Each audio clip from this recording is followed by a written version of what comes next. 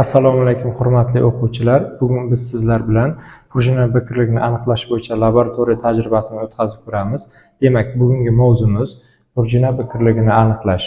Buning uchun bizga kerak bo'ladigan jihozlarimiz massalar, chizg'ich, prujina va shtativ kerak bo'ladi. Tajribamizni boshlashimizdan oldin sizlarga qisqacha nazariy bilim berib o'tmoqchiman.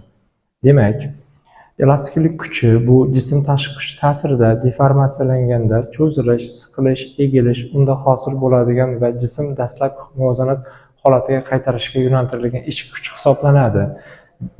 Bu tajribada F teng minus K delta X formulasi juda muhim rol o'ynaydi. Bu yerda F elastiklik kuchi, K jismning biqirligi, delta X esa prujinani qancha masofaga cho'zilgani hisoblanadi.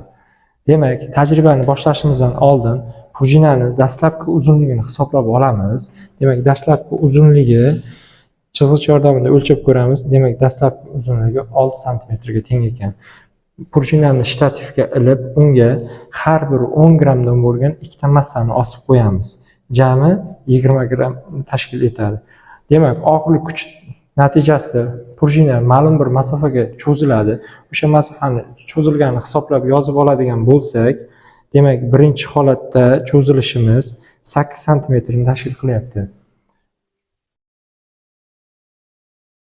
Demak, hisob-kitob natijalari, masala yechimi, ya'ni berilganlari birinchi holatda prujinaning dastlabki holati biz boya aytib o'tdik, yuqorida 6 sm dedik va u masala yuk qo'yishimiz natijasida 8 sm ga cho'zildi.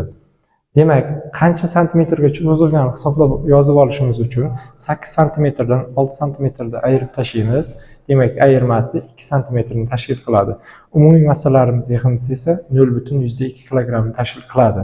Demak, prujinani biqirligini aniqlash formulasiga qo'yadigan bo'lsak, birinchi holatda K1 teng M1J taqsim delta X formulaga qo'yadigan bo'lsak, son qiymatlarini joylashtirib hisob-kitob qilishimiz natijasida prujinani biqirligini 10 newton taqsim metrga teng ekanligini bilishimiz mumkin. Endi ikkinchi holatda massamizni yana 10 grammga qo'shib, jami massamiz 30 grammga teng qilib, uni qancha santimetr masofaga cho'zilganini hisoblab yozib olamiz. Demak, ikkinchi holatda esa 9 sm ga cho'zildi. Ikkinchi holatda esa K2 biqirlikni aniqlashimiz uchun M2J taqsim delta X formulaga qo'yadigan bo'lsak, son qiymatlarni joylashtirib chiqib, ularni hisoblash natijamizda yana 10 newton taqsim metrga tengligini bilib oldik. Demak, xulosa qilib aytadigan bo'lsak, prujinaning biqirligi unga qo'yilgan massaga bog'liq emas ekan, prujinaning biqirligi uning geometrik shakllariga, ya'ni yuzasiga, dastlabki uzunligiga va qanday moddadan yasalganiga bog'liq ekan. Demak, darsimiz shundan iborat. Xayr, salomat bo'linglar.